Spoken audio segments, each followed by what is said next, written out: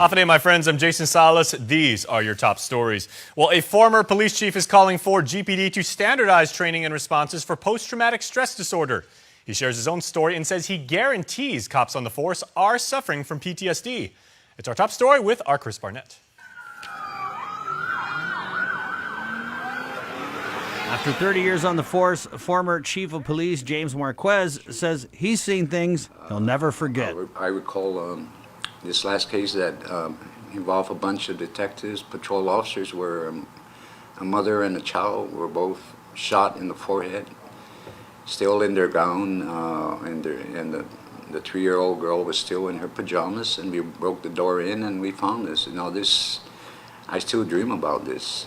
New research showing post-traumatic stress disorder rates for police officers are as high as rates for combat veterans, and sometimes higher. Every morning, as soon as you're on your shift, you wake up, you suit up, you put on your gear and your firearm. I consider that going to war daily. You don't know what to expect. And we tend to forget that these officers who are out there working today probably don't even know they're dealing with post-traumatic disorders or stress. So we need to take a look at the policies and the training that's available for officers, if any, and probably standardize it. Marquez tells his own story. He says late in his career, he was hit hard. It seemed like I was having a heart attack at times. Yeah, and a lot of this is I start to isolate myself. I deal with emotions very different. The doctors couldn't figure it out. Would it end up being a panic disorder, the anxiety, PTSD symptoms, and I'm currently being treated for it and I'm doing okay. But Marquez says GPD used to have a department staff psychologist, but police spokesman Sergeant Paul Tapau tells KUAM News officers who need help will have to inform their supervisor. That request is then sent from command to the bureau chief, and then it's sent on to the chief of police, and from there, the Services Bureau works to budget money for clinical care. Marquez says because of a perceived mental health stigma, officers may be hesitant to try and get the help they need. You can see it in an officer. There's times when you see that he's not the same. He does not handle himself the way he used to. He starts to have a lot of fear with his job, and then he calls in sick a lot, you know, for the fact that he doesn't or she doesn't want to admit, because she doesn't want to be, or he don't want to be the bad guy, that I'm out of this group, you know, and that's a stigma we have. Tapau, meanwhile, could not confirm how much money GPD has budgeted for clinical care, and Marquez confirms the department doesn't have standardized PTSD responses and training, but he says that shouldn't stop cops from getting help. Don't be afraid to speak up. You know, I know we as officers have a lot of pride, but we got to learn to, that badge only covers a portion of our heart. Meanwhile, Marquez tells KUAM News he's broke bread on this subject with Chief Steve Ignacio. It should be one of Chief's priority, and I did have a short visit and talked to him about my plan to do this interview, and he's in favor of trying to work with the community to try to get some help immediately. The KUAM's News Network, Chris Barnett reports. Chris, thank you very much. In other news tonight, protecting the Guam brand and the intellectual property rights that go along with it is specifically the mission of the newly revitalized Guam Trademark Commission, which held its first meeting in several years on Monday. The group is set to draft the policy for defining and developing a Guam trademark law. Senator Kelly Marsh-Taitano chairs the Trademark Commission and says there are many aspects of the island's local culture that they will need to properly review before the policy is codified. We can be thinking of things that are ancestral, such as pottery designs and other motifs that have been part of the Chamorro cultural panoply. But we can also be thinking through time, through cultural adaptations, how Chamorro recipes have adapted through time. We can be looking at music and other traditions like Canton Samarita. I mean, there's a whole breadth of what we can be looking at there. As a guide for the Commission's work, Senator Taitano also showed a video of what the government of New Zealand is doing to trademark and protect their intellectual property rights of that country's indigenous Maori culture. Well, it has been quite the long time that members of the Church of Jesus Christ and Latter-day Saints have prayed for a temple locally. Their prayers have now been answered with a recent groundbreaking ceremony for such a temple in Jigo. Here's more. This is a special occasion for us because we're here to build a temple. And the temple is a special place in the church where worthy members of the church can enter into the temple to do work not only for themselves, the saving ordinances for themselves, but also for their family who have passed on and who are in the next life. Last weekend, groundbreaking services were held for the Church of Jesus Christ and Latter-day Saints Temple. Located in Jigo, the temple is one of 39 under construction or announced. According to Service Center Manager William Davis, the temple will be the first for Guam. Currently, the island has 3 meeting houses where services are held, one in Barragata, one in the Talisay area in Santa Rita, and one in Jigo, which will be located near the temple. In the temple, we receive special ordinances we call endowment, also initiatory and sealings.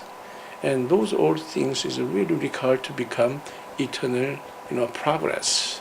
As a member of church, we believe that we become eternal family together. Elder Yun Hon Che says the temple is a blessing for not only the members of the church and people of Guam, but also for the tourists. This is a tourist attraction island, and a lot of Korean, I'm Korean, and Japanese, particularly there's the biggest tourist in the island. When they come, they are going to enjoy this beauty of the site with this temple. Although most of the tourists cannot get in there, but once they visit and they're gonna go around the temple there, even with that experience, you feel peace and then you feel love of God. The temple is scheduled to be completed by the beginning of 2021 and will join the 162 temples around the world. Reporting for Guam's News Network, I'm Jonah Gancharfris. Speaking of groundbreaking, one such ceremony was held for a new housing development down south. It's within the wonderful resort golf course, formerly known as Windward Hills, over in Jotnya. One of the investors is a Filipino businessman who happens to own that country's top-selling cosmetics line. Nestor Lecanto has our next report. Dioseldo C is a partner in the construction company that has invested and will build the new housing development. So these are the first 16 like a showroom units. Then eventually it will be 488 units for the next 4 or 5 years.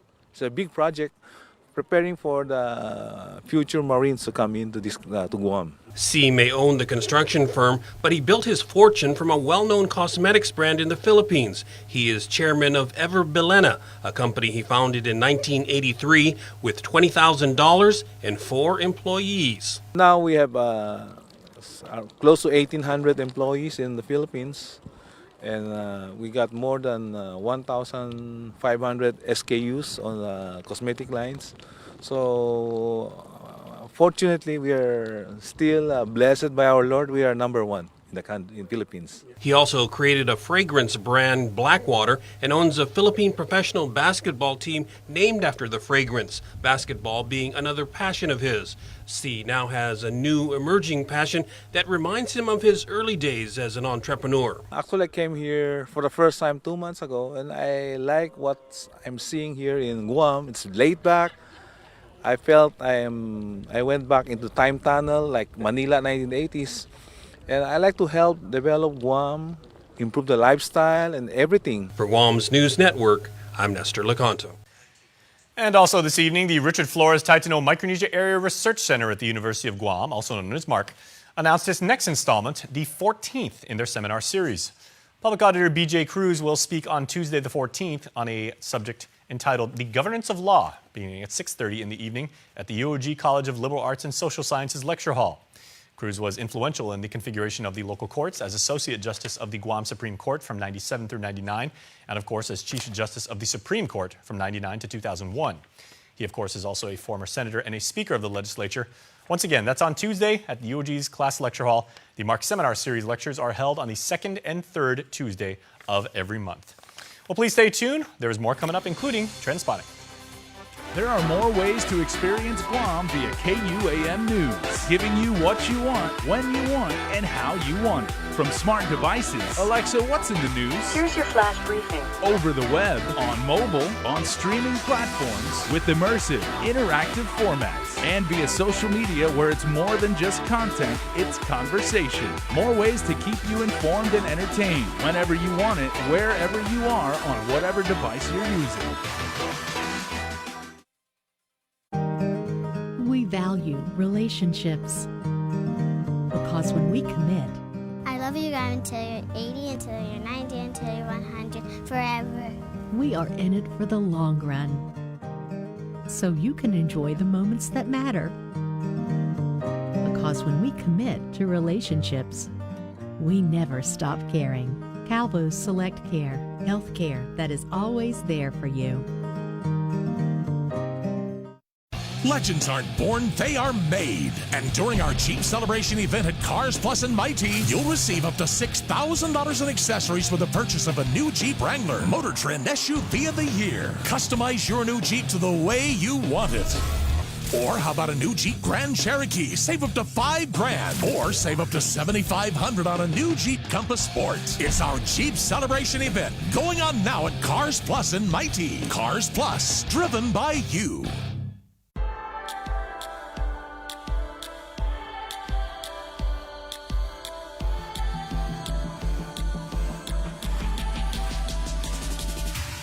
You don't need to go anywhere else to get your news.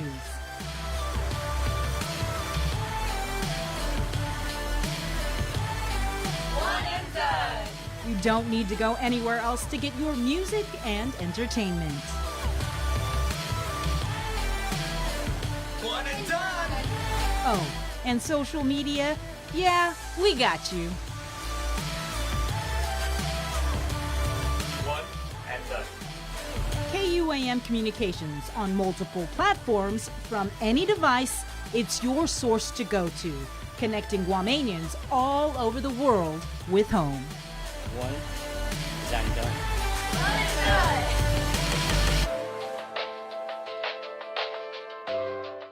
Hey everyone, I'm Asha Robles, and here's what happened this week on Trendspotting.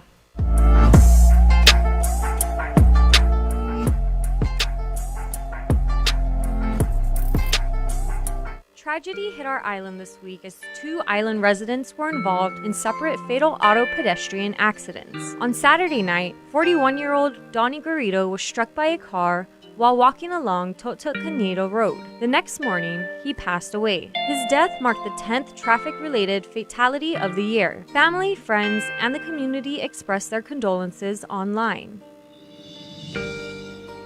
Then, on Tuesday evening, 4-year-old Jericho Zion David was struck and killed by a red Toyota Corolla while playing outside his home in Dedido. His death marks the 11th traffic-related fatality of 2019. Officer Paul Tapau says the case remains open as traffic investigators have yet to determine if speed, alcohol, or drugs were factors in the crash. The online community also sent their condolences with the passing of little Jericho's death.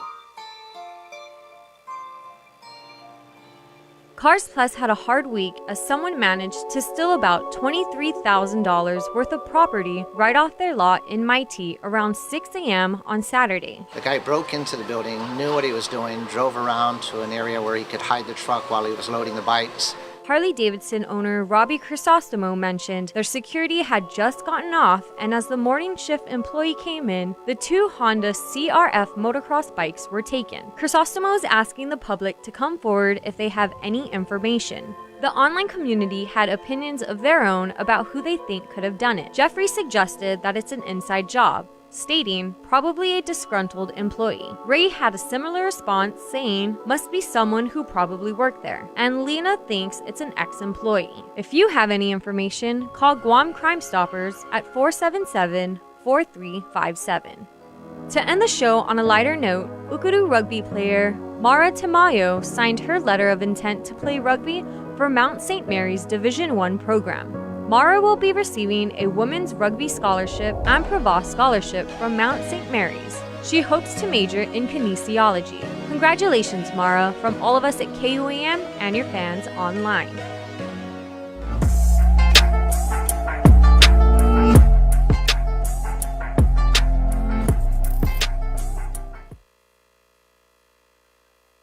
Legends aren't born, they are made. And during our Jeep Celebration event at Cars Plus and Mighty, you'll receive up to $6,000 in accessories with the purchase of a new Jeep Wrangler, Motor Trend SUV of the Year. Customize your new Jeep to the way you want it. Or how about a new Jeep Grand Cherokee? Save up to $5,000. Or save up to $7,500 on a new Jeep Compass Sport. It's our Jeep Celebration event going on now at Cars Plus and Mighty. Cars Plus, driven by you.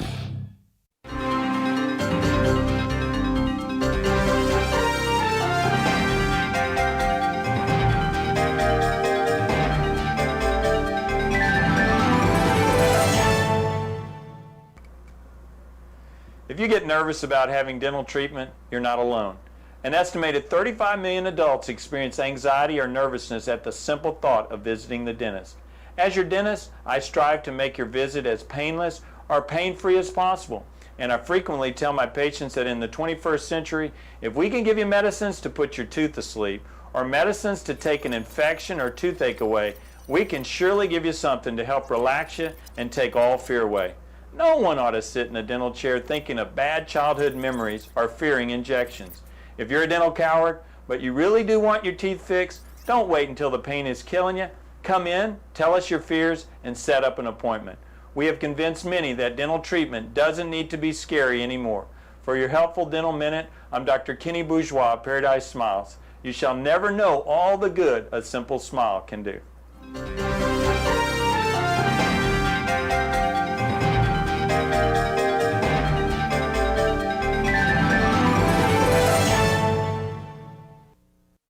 Today, everybody, I'm Sabrina Salas-Matanani. Chris Barnett, and join us every last Monday of the month for the after party, where we talk about news and views. Party!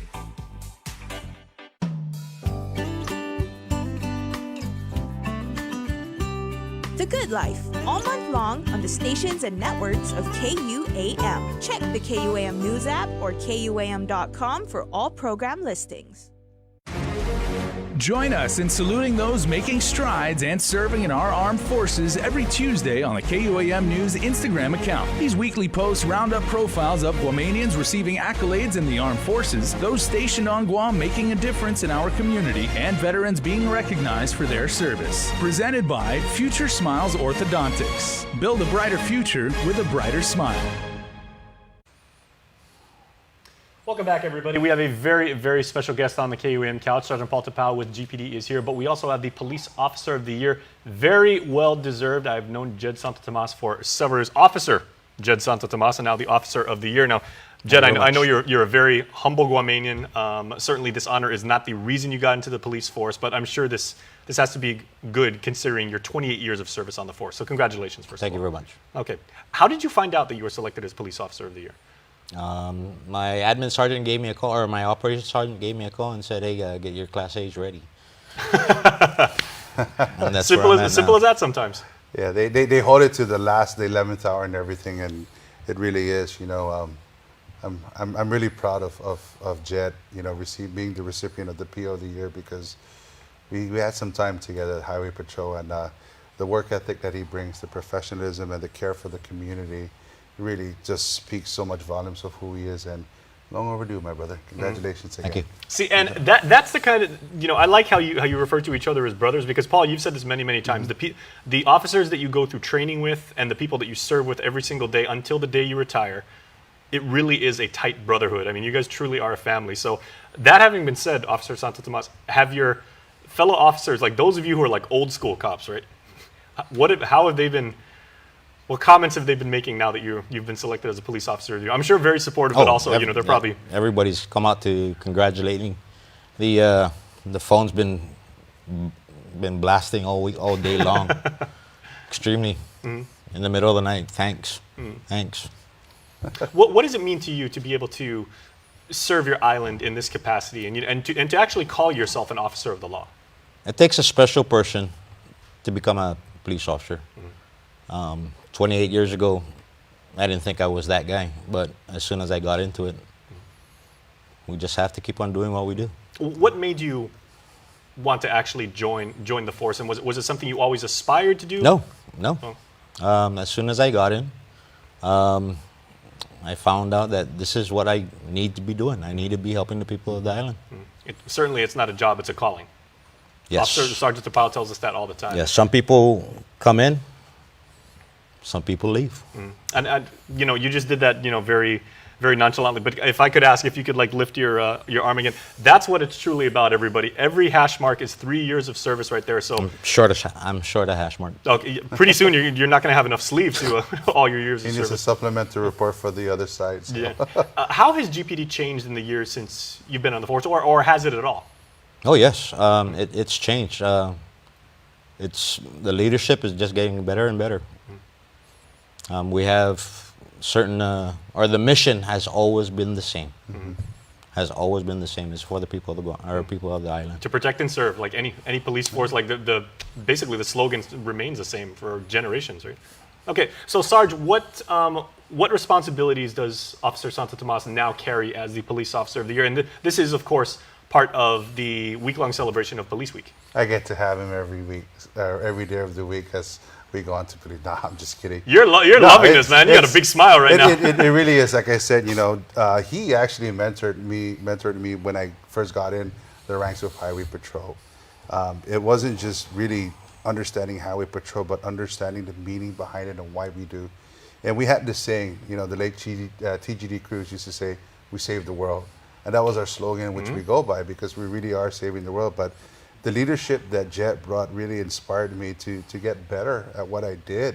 And, you know, we've had trainings to better ourselves as professionals. And, you know, he was always the first one in the office, ready to go, and the last one to leave, because he knew the mission and what it took, because I was still a junior PO, earning my ranks and everything. And here was Officer Santo Tomas, always ready to give us advice, ready to give us the guidance and understanding. And, you know, because of him, we were able to really close a lot of serious cases. I think you were the first one to get a conviction of a murder charge in a vehicular homicide case. And it was really his work and his compassion, pleading to the AGs and to the courts about the purpose of getting a murder conviction.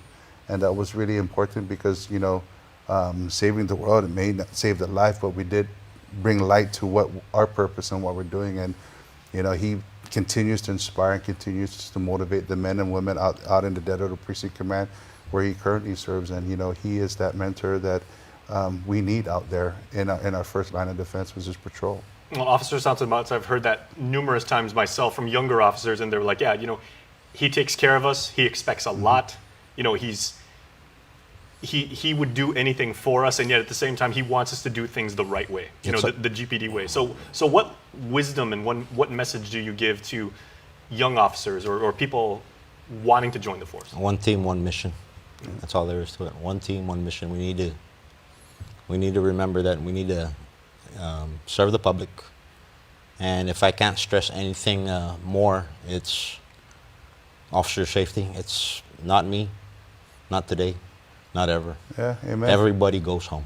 And that's the leadership that he brings, you know, and really, it's striking how he says that, and how we're going to celebrate the lives that, you know, our fellow law enforcement in both our local and federal side, they made the ultimate sacrifice. And come May 15th of next week, we're going to celebrate their lives and their memory and stuff. And, you know, you don't want to be the desk officer or the supervisor to be the one to go into, you know, your fellow officer's home and, you know, be the burden of bad news. And this is where the bereavement officer almost. Absolutely. There. And this is where, you know, the leadership of Santo Tomas, in which he instilled in me and continues to instill in our junior officers out in patrol. So, you know, this is well received. And my brother, like I said again, you know, well deserved. It's a long time coming. And Jet, this is your time, brother. This is your time. Thank you. Okay, real quick, Sarge, we only got about 15 seconds, but how was Officer Santo Tomas selected? Is it peer review? Is it from, you know, the cadre? It's the work that he did. It really is. You know, you have a whole slew of people nominating their people,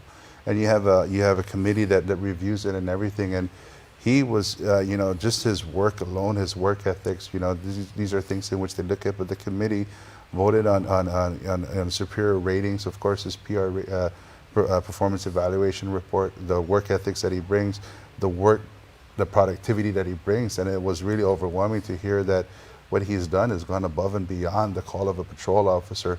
His report alone, his work has helped net cases in which dealt with armed robbery, we were able to close that based on him doing his due diligence and making the traffic stop that led to the arrest of individuals that were responsible for the armed robbery. So it's really good work on that. Well, we wish you congratulations from all of us at KUAM. It's been a real pleasure working with you all of these years, and to finally receive that kind of recognition again. I know it's not something that you aspire for, but certainly it has to feel good for you and your family. So very well deserved. If I may, real quick, Officer Santo Tomas is going to be with us the whole week, and we want to invite the community. Come help celebrate with us, all law enforcement. We're celebrating our Police Week. May 15 is a memorial, and we're going to be holding it down at the Memorial Center in Nagaña. And of course, May 17 is a static display. We're bringing it to the Southern kids, and we're inviting everybody who stays down south to come out and enjoy. We're going to be at Sag and Bisita from 9 to 12. So help celebrate with us. Help celebrate the hardworking men and women of law enforcement, and just within our local and federal side. So. Congratulations again, my brother. Gentlemen, thank you very much. And good job, man. GPD made certainly the right choice, and best of the best. Thank you very much. We're very happy for you. All right, please stay tuned. We're back after this. Guam's auto appearance specialist, Elegant Reflections, has been providing the automotive industry with professional detailing and car care products at its highest quality, from complete detailing, full interior detailing, exterior detailing, headlamp restoration, hand washing, seat and carpet shampoo, engine degreasing, undercarriage cleaning, paint sealant, fabric protection, paint oxidation removal, and so much more. Visit us at our new location. Call